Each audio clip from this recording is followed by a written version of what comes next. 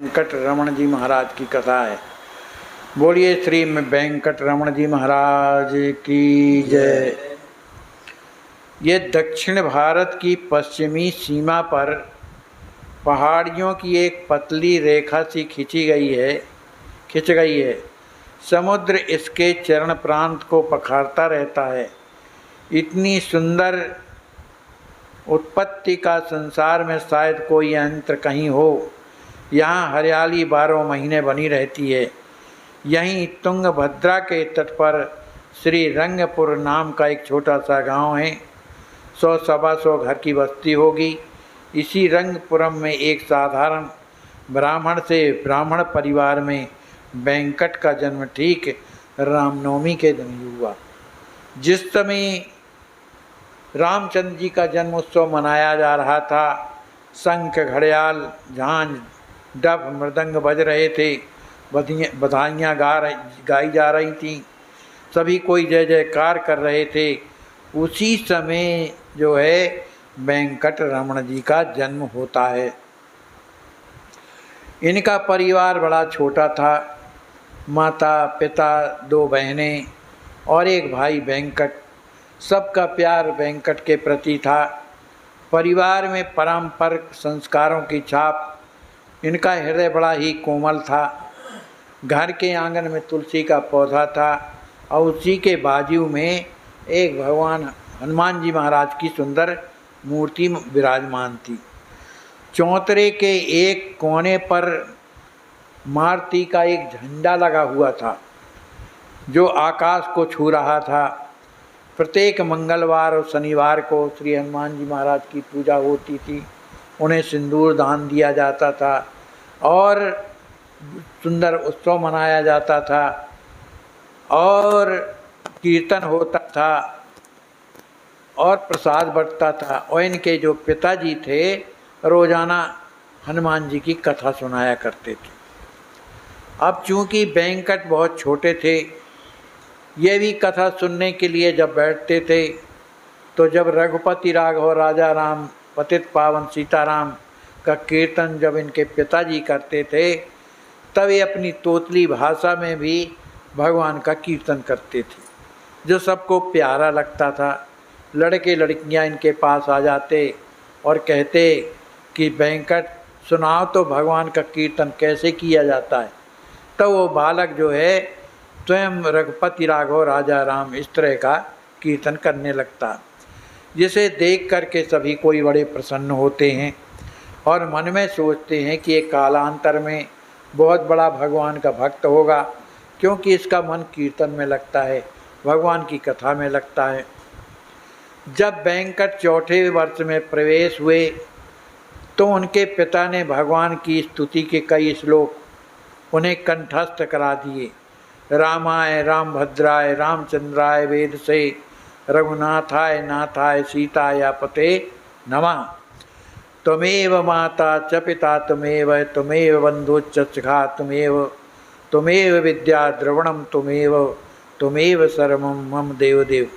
यह दोनों श्लोक वेंकट को पूर्ण रूप से याद हो गए। अब जब ये मारुति के सामने बैठते थे तो बस यही दोनों श्लोक सुनाते थे। बाद में कीर्तन भगवान का करते थे। सभी गांव के लड़के जुट जाते थे वेंकट के पास और कहते थे भैया कीर्तन सुनाओ। तो उस समय वेंकट बढ़िया सुंदर कीर्तन सुनाया करते थे। राम राम जय राजा राम, राम राम जय सीता राम, भयहर दशरथ राम, जय जय मंगल सीता राम, रघुपति राघव राजा राम, पतित पावन सीता राम, जय रघुनंदन जय घनश्याम, जानकी वल्लभ सीता राम, जय राजा राम, राम राम जय सीता राम। इस तरह का कीर्तन सभी कोई करते थे। जब कीर्तन होता था तब वेंकट को होश नहीं रहता था। उसे इतना आनंद आता था कि वो हनुमान जी के चरणों में साष्टांग दंडवत करने लगता था, हाथ जोड़ करके उन्हीं के सामने नृत्य करने लगता था, कीर्तन करने लगता था। एक दिन की बात है, इनके पिताजी रोजाना कथा सुनाया ही करते थे। तो उन्होंने एक बार हनुमान जी के बारे में कथा सुनाई कि जहाँ पर कीर्तन होता है वहाँ पर श्री हनुमान जी महाराज जरूर आते हैं और वे अपने सिर को झुका करके उनके नेत्रों से अश्रु बरसने लगते हैं और अपने आप को दीनहीन समझ करके वो भी कीर्तन किया करते हैं। यत्र यत्र रघुनाथ कीर्तनम तत्र तत्र कृतमस्तकांजलम वाष्पवारी परिपूर्ण लोचनम मारुतुम नमत राजशांतकम। जब इस तरह का उन्होंने कहा तो वेंकट को लगा कि जब कीर्तन करने से और हनुमान जी आते हैं और हाथ जोड़ करके नीचे को मुँह करके और अश्रु विसर्जित करते हैं तो हम कीर्तन करेंगे तो वो ज़रूर आएंगे। ऐसा सोच करके बालक रोज़ाना भगवान के पास बैठ करके हनुमान जी के और कीर्तन करने लगा। इस तरह से कीर्तन करते करते उसका मन जो है इतना पवित्र हो गया, उसका मन कीर्तन में लगने लगा। अब इतना मन उसका लगने लगा कि वो हनुमान जी को छोड़ करके कहीं जाता ही नहीं था।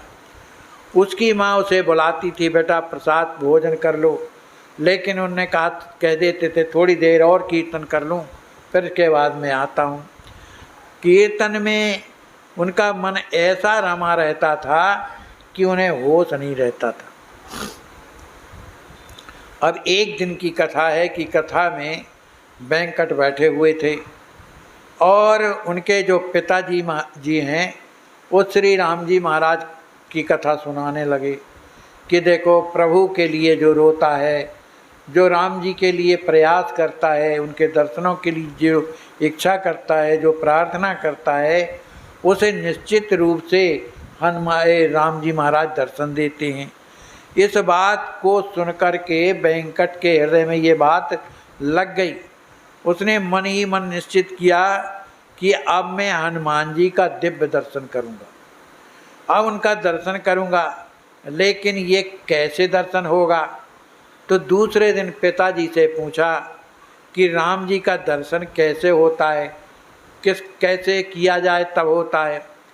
तब इनके पिताजी ने बताया, बेटा हनुमान जी अगर कृपा कर दें तो राम जी ज़रूर दर्शन करते हैं।